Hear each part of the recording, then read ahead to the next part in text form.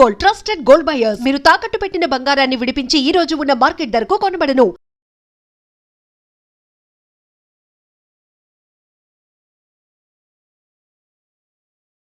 నమస్కారం, welcome to I dream. ధర్మ మార్గం విత్ విజిత కార్యక్రమానికి స్వాగతం. ప్రస్తుతం నా ముందరున్న వ్యక్తికి పెద్దగా పరిచయం అక్కరలేని మనిషి అని చెప్పొచ్చు. నిజంగా ఆయన గురించి చెప్పాలి అని అంటే ఇటు వృత్తిని ఇటు ఆధ్యాత్మికతని అందరికీ అందించడంలో ఎక్కడా కూడా ఏ చిన్న లోటు లేకుండా అన్ని బ్యాలెన్స్ చేసుకొస్తున్న వ్యక్తి ఆయనే. వృత్తిరీత్యా ప్రొఫెసర్గా ఉన్నారు, ఆధ్యాత్మిక ప్రపంచంలో ఒక ఆచార్యులుగా ఉన్నారు. వారే బ్రహ్మశ్రీ డాక్టర్ కాకునూరి సూర్యనారాయణ మూర్తి గారు. ఇప్పుడు గురుగారితో మాట్లాడి మంచి విషయాలు అడిగి తెలుసుకునే ప్రయత్నం చేద్దాం. నమస్కారం గురుగారు. నమస్కారం అమ్మాయి. గురుగారు, తొలి ఏకాదశి మన సనాతన ధర్మంలో ఏకాదశికి చాలా గొప్ప ప్రాధాన్యత ఉందని చెప్తూ ఉంటారు పెద్దవాళ్ళు. నిజంగా ఏంటి ఆ ప్రాధాన్యత? ప్రత్యేకించి ఇప్పుడు మనకు తొలి ఏకాదశి రాబోతోంది, దాని విశిష్టత గురించి కూడా వివరించండి. అనగా రాగ మతిశయించునుండు. సంవత్సరంలో 24 ఏకాదశులు ఉంటాయి. తొలి ఏకాదశి నాడు నేనేం చేస్తే నాకు ప్రయోజనం? తొలి ఏకాదశి నాడు ఉపవాసం ఉంటే నాకేమిటి లాభం? పైగా కొద్దిగా గొప్ప ఆకలి వేస్తుంది. ఏకాదశి అనగానే ఉపవాసం ఉండండి అని చెప్తూ ఉంటారు. ఆలయ దర్శనం, ఆఫీస్ ఉంటుందిగా, సెలవు ఇవ్వరు. మరి తొలి ఏకాదశి నాడు రాత్రి వేళ కూడా నిద్రపోకూడదు. చాలా కష్టం అండి, ఆఫీస్ ఉంటుంది కదా. మళ్ళీ తొలి ఏకాదశి నాడు చెప్పులు వేసుకోకూడదు. ఆఫీస్కి ఎలా వెళ్ళాలి? బైక్ కిక్ కొట్టాలి అంటే చెప్పు ఉండాలి. తొలి ఏకాదశి నాడు మీరు చెప్పే ఈ నియమాలన్నీ కూడా ఈనాడు జీవన శైలికి సరిపోయేవి కావు. ఈ తొలి ఏకాదశి నియమాలన్నీ అవుట్డేటెడ్, పాతకాలం. అప్డేట్ వెర్షన్ ఏదైనా చెప్పండి. క్వశ్చన్ మాదే, ఆన్సర్ మాదే, తేల్చేసుకోవడం కూడా మాదే అంటూ ఉంటారు. ఇది ఈఎంఐ కా తల్లి, లోకంలో అందరూ కూడా అలాగే ఉన్నారు. మాకేమిటి? అవునవును, ఎస్, నిజమే. శరీరం అంతా కూడా మట్టి రాచుకొని స్నానం చేస్తే మృత్తికా స్నానం అని ధర్మశాస్త్రం చెబుతుంది. అబ్బే మాకు అక్కర్లేదండి, తొక్కల పుస్తకాలు అంటారు. మడ్ బాత్ అంటే మనం కౌలాలంపూర్ వెళ్ళి లేదా మలేషియా వెళ్ళి అలా మనం బురద రాచుకొని స్నానం చేసి వస్తాం. ఉపవాసం ఉంటే క్షేమం, పుస్తకాల్లో ఉంది. ఏకాదశి ఉపవాసం లాభం. మీరేమో చెప్తూ ఉంటారు. అలా కాదు. 16 hours గ్యాప్ ఫాస్టింగ్, 16 గంటలు మీరు ఏం తీసుకోకుండా ఉండండి, మీకు ఉదరకోశం పర్ఫెక్ట్ అవుతుంది. 8 ప్యాక్ కావాలా? జిమ్కి వెళ్ళకుండా 6 ప్యాక్ తాత 8 ప్యాక్ తప్పకుండా వస్తుంది. ఉపవాసం ఉండండి 16 hours పర్ డే. పిప్పళ్ళు పొడి చేసి ఆ పిప్పళ్ళు తిని గోరువెచ్చని నీళ్ళు తాగండి. అలా తాగిన 2 గంటల వరకు ఏం తినకుండా ఉండండి, మీకు 6 ప్యాక్ గ్యారంటీ. ఇలాగ చెబుతూ ఉంటే మహా ఇష్టంగా వింటారు. ఇవన్నీ ఈ తొలి ఏకాదశిలో ఉన్నాయి. పాతకాలం వాళ్ళు కాస్త పాత కబుర్లుగానే చెప్పారు. ఆరోగ్యం కాపాడుకోవాలి, ఆహారం తక్కువగా తీసుకోవాలి. మనిషికి రోగం కలిగించే అవయవం ఈ దేహంలో ఒకే ఒక్కటి. సకల రోగాలు ఆ అవయవం కారణంగానే వస్తున్నాయి. అదేంటి? నోరు. నోరున్నది కదా అని అన్నీ వేస్తూ ఉంటాం. మీయడంలాగా ఏదో పశువు దాణం వేసినట్టు, తోచక వేస్తున్నట్టు.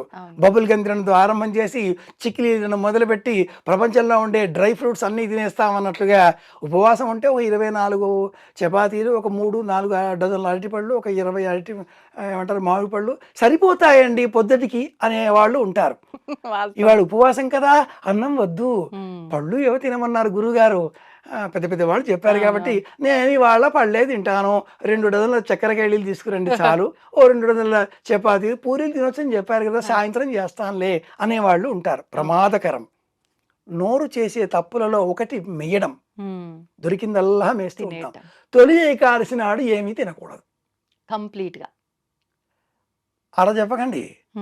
మేము ఇనామ్ టాబ్లెట్ వేసుకోవాలి బీపీ కోసం, అలాగే డైనరా వేసుకోవాలి షుగర్ కోసం.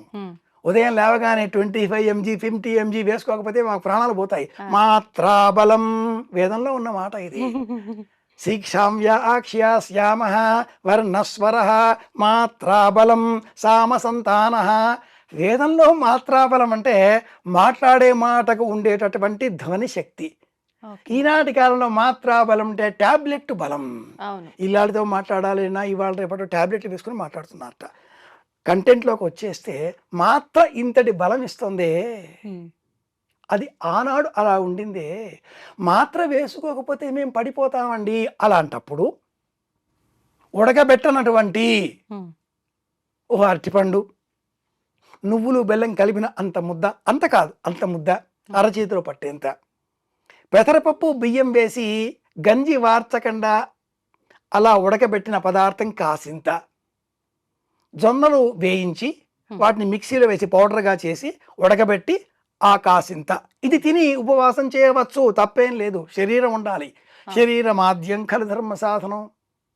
తొలి ఏకాదశి నాడు పూర్వకాలంలో వాళ్ళు యజ్ఞం చేసేవాళ్ళు. శాకమేధము అనే ఓ యజ్ఞం చేసేవాళ్ళు. ఉమ్. చైత్రం వైశాఖం జ్యేష్టం ఈ కాలాలలో ఎండలు బాగా కాసినందువల్ల భూమి బాగా మండిపోతుంది. అలా మండినందువల్ల హఠాత్తుగా వర్షం కురిస్తే పెరిగేటటువంటి ఆకుకూరలు, చెట్లు, చేవలు ప్రమాదకరం, విషతుల్యం కనుక మనం తినొద్దు. చాతుర్మాస్య వ్రత దీక్షలన్న పేరిట ఉపవాస వ్రతాలు ప్రారంభం చేస్తూ పీఠాధిపతులంతా కూడా ఒక చోట కూర్చొని ప్రవచనాలు చేస్తే మనమంతా పోయి వినాలి. ఒక పూట అంత ఎంతో కొంత తినాలి, ఉపవాసాలు చెయ్యాలి. ఆషాఢ మాసం అమ్మాయిని అత్తవారిని పంపించేసేయాలి. తొలి ఏకాదశి దేనికి లేకపోయినా ఈ ఏకాదశి ఉపవాసం పాటించాలి. గుడికి వెళ్ళాలి. శరీరమే గుడి. దొబ్బుకుంటూ తోసుకుంటూ ఆ దేవాలయాల వద్దకు వెళ్ళి భక్తులను తిడుతూ టికెట్లు కొనుక్కుంటూ ఫోన్లు చేయిస్తూ ఎందుకు దేవుణ్ణి భయపెడతారు? దేవుణ్ణి భయపెట్టే పని చేయకండి. మీ ఇంట్లో దేవుడు లేడా? శరీరంలో ఈ ఆలోచన చెయ్యండి. గుళ్ళకి వెళ్ళి దేవుణ్ణి భయపెట్టే పని చేయకండి. శక్తి ఉంటే, అవకాశం ఉంటే ఎవరూ లేనటువంటి గుడికి వెళ్ళవచ్చు, అరుదుగా ఉండే చోటకి వెళ్ళవచ్చు. అక్కడ డివైన్ ఒక రకమైనటువంటి ఆధ్యాత్మిక వాతావరణం, నేచర్ ఉంటుంది కాబట్టి పొల్యూషన్ ఉండేటటువంటి ఆలయాల దగ్గరికి వెళ్ళకండి. తోటి భక్తులను హింసించకండి. ఉపవాసం ఇలా చేయండి. తొలి ఏకాదశి నాడు స్వామి నిద్రిస్తాడు. దేవుడు నిద్రించడం ఏంటి అని పక్క వాళ్ళు మనం వెక్కిరిస్తూ ఉంటారు. మెటబాలిజం, శరీరంలో ఉండేటటువంటి జీర్ణ మండల వ్యవస్థ, శరీరానికి సంబంధించిన సమతౌల్యత పాటించేటటువంటి వ్యవస్థ అది తగ్గుముఖం పడుతుంది, యాక్టివ్గా ఉండదు. ఎందుకని? అగస్త్యార్ఘ్యం కారణంగా అగస్త్య దర్శనం కావడంతో పగటి కాలం తక్కువ, రాత్రి కాలం ఎక్కువ అవుతుంది. దక్షిణాయన పుణ్యకాలం. అవును. పగటి కాలం తగ్గిపోవడంతో జీర్ణం కాదు ఇంకా. అవును. అందుకని సూర్యోదయం కంటే ముందే లేవండి, 3 గంటలకే లేచి కూర్చోండి, 8ంటికే పడుకోండి. మన వాళ్ళు పిచ్చాళ్ళే పెట్టలా. ఋతుకాల ధర్మాలకు అనుకూలంగా మన పండుగలు ఉంటాయి. అలా స్వామి నిద్రిస్తాడు అంటే అర్థం మన శరీరంలో ఉండేటటువంటి చైతన్య శక్తి తగ్గుతుంది, యాక్టివ్గా ఉండం. ఆషాఢం, శ్రావణం, భాద్రపదం, ఆశ్వీజం, కార్తీకం ఈ 5 నెలలు స్లో అయిపోతుంది మన బాడీ. అందుకే ఈ 5 నెలలలో ఎన్ని పండుగలో. ఆషాఢం ఈ రకంగా ఉపవాసాలు, జాతరలో, శ్రావణం సరే సరి, భాద్రపదం గణపతి, ఆశ్వీజం దసరా, కార్తీకం కార్తీక దీపాలు, ఉపవాసాలు అందుకే పెట్టారు. ఇది తొలి ఏకాదశి ఆరంభం, ఇనిషియేషన్ అంటాం, ప్రారంభం. ఆకుకూరలు మానేయండి, శ్రావణంలో పాలు తీసుకోకండి, భాద్రపదలో పెరుగు మానేయండి, అలాగే ఆశ్వీజ కార్తీకాలలో పప్పు ధాన్యాలు తినకండి, జీర్ణం కాదు. మరి వేరేవి తినండి. మజ్జిగ, పెరుగు వద్దండి, మజ్జిగ తీసుకోండి. ఇలాంటి నియమాలతో ఉన్నవే మన పండుగలన్నీ. ఇది మర్చిపోయి మనం షార్ట్ కట్ మెథడ్ కావాలి కదా అంటూ సూక్ష్మంగా ఆలోచిస్తే భయపెట్టవద్దు. ఈనాటి కాలంలో అనేకులు ఈ మాధ్యమం ద్వారా మాట్లాడేటటువంటి బహురూప టీవీ వేష పండితులు భయపెడుతున్నారు. జనాలని భయపెట్టవద్దు, జ్ఞానం ఇచ్చే ప్రయత్నం చేయండి, వైజ్ఞానికంగా ఆలోచించండి. స్వామి నిద్రపోడు, చైతన్యం తగ్గుతుంది. ఒక్కసారి మళ్ళీ పగటి కాలం పెరగగానే కార్తీక మాసం తరువాత మారిశరం, పుష్యం, మాఘం ఇక మళ్ళీ మన శరీరం యాక్టివేషన్ తీసుకుంటుంది. సంక్రాంతి రాగానే మాఘమాసాలు, పెళ్ళిళ్ళు, పగలు పెరిగిపోతుంది కాలం. ఇది తొలి ఏకాదశి, విష్ణు శయన ఏకాదశి అని పేరు. నాకేమిటి, భార్యాభర్తల మధ్య అన్యోన్యత పెరగాలి అనే ఆలోచన కలవారు ఈ అశూన్య శయన వ్రతం అనే పేరిట తొలి ఏకాదశి నుంచి వచ్చేటటువంటి ప్రతి నెలలో కూడా విధియ తిథి నాడు గసగసాలు, కొబ్బరికోరు, బెల్లం, పంచదార వీటితో ఉండలు చేసి విష్ణువుకు నివేదనగా సమర్పించి భార్యాభర్తలు స్వీకరించాలి. పెళ్ళైన వాళ్ళు తీసుకోవాలి ప్రసాదం. పెళ్ళైన వాళ్ళకే పరిమితమైన దైవ ప్రసాదం ఇది. వాళ్ళిద్దరి మధ్య అన్యోన్యత. అలాగే ఏకాదశి అనగానే ఇతర 23 ఏకాదశులలో ఉన్నట్లుగా శరీరాన్ని శుష్కింపజేసి, దుఃఖపెట్టి, కృషింపజేసి, స్వామి నీవే దయా అంటూ ఏడవకుండా శక్తి ఉంటే ఉండండి. ఈ శక్తి కూర్చునే నిమిత్తమే ఈ నెలకు ముందే నిర్జల ఏకాదశి అనే పేరిట జ్యేష్ఠ మాసంలో ఒక పర్వం ఏర్పాటు చేశారు. నీళ్లు కూడా తాకుండా ఉండే ప్రయత్నం, ట్రయల్స్, ఇవన్నీ రిహార్సల్స్. ముందుగా ప్రిపేర్ అన్ని రిహార్సల్స్ అయితే తొలి ఏకాదశికి మనం రెడీ అయిపోతాం, టేక్ తీసుకోండి అనడానికి. అందుకోసమే ఈ ఏకాదశి నాడు శక్తి ఉంటే ఉపవాసం, శక్తి ఉంటే జాగరణ, శక్తి ఉంటే ఆలయం, శక్తి ఉన్నంత మేరకే దానం. అప్పు చేసి కాదు, మన దగ్గర ఎంత ఉందో అందులో 10%. అసలు ఏం దానం ఇవ్వాలి గురుగారు? ఇతరులకు ఇచ్చే ప్రయత్నం చేయాలి. ఏమి ఇవ్వాలి? మన వద్ద ఏవి ఉంటే అవి, ఎదుటి వారికి ఏవి అవసరమో అవి. ఈ ఆషాఢ మాసంలో అందరికీ అవసరం అయ్యేవి పడుకునే నిమిత్తం వినియోగించేటటువంటి చాపలు, దిండు, కప్పుకునే రజ్జాయిలు, రగ్గులు, ధావళి, కంబళి. పూర్వకాలం ఈ ఆషాఢ మాసం తొలి ఏకాదశి నాడు ధావళి, తెల్లని వస్త్రం, ఇది దానంగా ఇవ్వాలి. అలాగే బియ్యం మనం తినకూడదు కదా, ఈ నియమం కాకుండా తినడమే అరుదుగా ఉండే, ఎక్కడ దొరుకుతుందా అనేటటువంటి అర్థులు ఉంటారు, వాళ్ళకి ఇచ్చేయండి. పళ్ళు దానం ఇవ్వండి. ఏమేం దానం ఇవ్వాలి? కంబళి, ధావళి, బియ్యం లేదా ఇతర భోజన చిరుధాన్యాలు. అన్నిటికంటే కూడా ముఖ్యం పళ్ళు. అందులోనూ దానిమ్మ పండు కాకుండా, అలాగే పైనాపిల్ కాకుండా దేశీయమైన పండ్లు దానంగా ఇవ్వండి. ఎందుకని గురుగారు? పైనాపిల్ దేశీయం కాదు, ఈ దేశం పండు కాదు, కాబట్టి ఇవ్వకూడదు. దానిమ్మ పండులో వేలాది గింజలు ఉంటాయి. ఒక గింజ ఓ ప్రాణానికి ప్రతీక. పూర్వకాలంలో దానం ఇవ్వాలి, అరటి పండు ఇవ్వాలి అనేవారు. అరటి పండులో గింజ లేదుగా, మోక్షం. కాబట్టి అరటి పండే వాయనం, అరటి పండే దానం, ఇంకా ఏ పండు ఇవ్వకూడదు. జామ పండు ఇచ్చేవారు కాదు, దేశీయం కాబట్టి ఇస్తున్నారు. బత్తాయి కూడా ఇస్తారు, బత్తాయి కూడా గింజలు ఉంటాయి కాబట్టి ఇస్తున్నారు. కానీ అరటి పండు ఒక్కటే దానం ఇవ్వాలి. మిగతా అవి ఆహారం లేదు వారికి అని ఇస్తున్నామని ఇవ్వాల్సిందే కానీ సంకల్పపూర్వకంగా వాయనంలో ఇవ్వకూడదు. పూర్వకాలం వాళ్ళు ఇచ్చేవాళ్ళు కారు.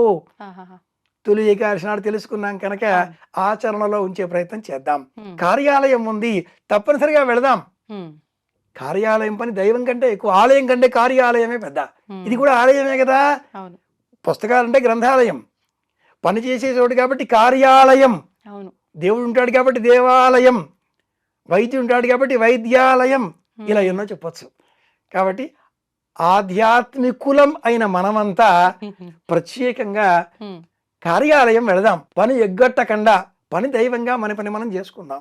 మరి ఆహారమో వాయుపురాణాన్ని అనుసరించి పెసరపప్పు బియ్యం కలిపిన అన్నం అది తినొచ్చు, దోషం లేదు. అంటే ఏ సమయంలో తినొచ్చు గురుగారు? మధ్యాహ్నం ఒక సమయం, 6 నుంచి 9 ఉదయం తినమని చెప్పారు శాస్త్రంలో. అలాగే సాయంత్రం 6 నుంచి 8 మధ్యలో ఈ సమయాలు తీసుకోవచ్చు అని చెప్తారు. నక్తం హవిష్యాన్న మనోదనం వా, ఈ శ్లోకాలు చాలా వస్తాయి వాయుపురాణంలో. మనం మాత్రం శాస్త్రాన్ని తెలుసుకొని మన జీవిత అవసరాలకు అనుకూలంగా మార్చుకొని కొద్దిగానైనా అనుసరించే ప్రయత్నం చేద్దాం. అసలు మానేవేయడం కంటే తెలుసుకొని కొద్దిగానైనా ఆచరించడం పుణ్యప్రదం కదా. ఇలా చేద్దాం. గురుగారు, ఇప్పుడు ఆషాఢ మాసంలోనే తొలి ఏకాదశితో పాటే ఇందాక మీరు అన్నట్టుగా ఆడపిల్లని వాళ్ళ పుట్టింటికి పంపించే విధానము, ఇంకొకటి బోనాల ఉత్సవము, ఆడవాళ్ళు గోరెంటాకు పెట్టుకోవడం, ఇవన్నీ కూడా అంటుంటారు. ఎందుకని ప్రత్యేకించి ఈ మాసంలోనే ఇవన్నీ కూడా? ఆషాఢ మాసం మిగతా అన్ని మాసాల కంటే కూడా ప్రత్యేకం. పూర్వాషాఢ, ఉత్తరాషాఢ అనే నక్షత్రాల సమీపంలో చంద్ర సంచారం ఉన్న కారణంగా ఈ మాసానికి ఈ పేరు వచ్చింది. ఇది ధనురాశికి సంబంధించిన నక్షత్రాలతో కూడుకున్న మాసం. పూర్వాషాఢ, ఉత్తరాషాఢ నక్షత్రాలు ధనురాశిలో ఉంటాయి. మాకేంటండి తెలుసుకుంటే అంటారేమో, మీకోసమే చెప్తున్నాను. ఆ, ఆషాఢ మాసంలో భార్యాభర్తలు సంగమం చేయకూడదు. ఉమ్, నూతనంగా వివాహమైన వధువుని మాత్రమే మనం వేరుగా ఉంచేస్తున్నాం, కానీ అవును. శాస్త్రం తెలిసిన ప్రాచీనులు ఎవరు భార్యాభర్తలు ఒకచోట ఉన్నా కూడా సాంసారిక జీవితాన్ని గడిపేటటువంటి వారు కాదు. ఎందుకని? ఉమ్, ఈ పూర్వాషాఢ ఉత్తరాషాఢ నక్షత్రాల సంబంధంగా ఉండే వ్యవహారం అంతా ధనురాశి. ధనురాశిలో ఉండేటటువంటి మూలా నక్షత్ర స్వరూపం మన్మథుడు. ఆ మన్మథుడిని ఈ మూలా నక్షత్రంతో కూడుకున్న ధనురాశికి 180 డిగ్రీలలో ఉండేటటువంటి మిథునం ఆర్ద్ర నక్షత్రంలో ఉండే శివుడు ఆధిపత్యం. ఆ, శివుడు మన్మథ దహనం చేసినవాడు, అవును. మన్మథుడు లేకుండా చేశాడు. మన్మథుడు ఉంటేనే కదా భార్యాభర్తలు, గృహస్థ జీవితం, సాంసారిక జీవితం, పిల్లలు, వంశం అభివృద్ధి అంతా కూడా. ఉమ్, ఇది సక్రమంగా ఉండాలి, ఈ మాసం దూరంగా ఉండాలి. ఓ, అప్పుడు శివానుగ్రహం కలుగుతుంది. ఆ తర్వాత సింహవాహిని అయిన కన్యాస్వరూపంతో ఉండేటటువంటి పార్వతీదేవిని వివాహం చేసుకుంటాడు పరమేశ్వరుడు. వేలాది కిరణాలుగా కిరణకాంతులు వెలువడతాయి, ప్రపంచం వృద్ధిలోకి వస్తుంది. ఉమ్, కనుక పూర్వకాలంలో ఆషాఢం అమ్మవారిని సంకల్పం చేసుకోవడం కోసం బోనాల జాతరలు, ఉమ్, అమ్మవారి రూపానికి ప్రతీకగా ఉండే ఇంటిలో ఉండే కన్యకామణిని ఇంటికి రప్పించి, ఉమ్, మా ఇంటి ఆడపడుచు మా ఇంట్లో ఉంటుంది అంటూ ఆ అమ్మాయికి బహుమానాలు, అలంకరణలు అన్ని ఇవ్వడం, అమ్మాయికి బోనం అంటే భోజనం పెట్టడమే, అది సాత్విక భోజనం పెట్టడమే, ఇలాంటివన్నీ కూడా ఈ మాసానికి నియమంగా చేస్తూ ఆ, కొత్తగా వచ్చిన అమ్మాయి, కోడలు, అవును. అలాగే కూతురు, కూతురు. మహిళలు ఎవరైనా కూడా ఉమ్, నీటిలో ఎక్కువగా వ్యవహారం చేస్తూ ఉంటారు. బట్టలు ఉతకడమో మరింకేదో. అవును. వేళ్ళకి సంబంధించిన ఆ కాళ్ళకి సంబంధించిన ఆ చివరలు తడితో ఎక్కువగా ఉంటాయి, వ్యాధులు వస్తాయి. కాబట్టి గోరింటాకులో హెనాటనిస్ అనే ఒక యాసిడ్ ఉంది. ఉమ్, ఉమ్, ఈ హెనాటనిస్ అనే యాసిడ్ కారణంగా ఈ గోళ్ళలో పెరిగేటటువంటి బ్యాక్టీరియా చచ్చిపోతుంది. ఓ, అందుకని ఆషాఢ మాసంలో గోరింట తప్పనిసరి. ఉమ్, మా వారు అక్కడ ఉన్నారుగా, నేను పుట్టింటికి వచ్చా కదా అనేటటువంటి ఆ అమ్మాయి భర్తను తలుచుకుంటూ గోరింట పెట్టుకుంది. మరునాడు గోరింట కడిగేసింది. బామ్మగారు చూచి గోరింట పూచింది కొమ్మ లేకుండా అనే పాట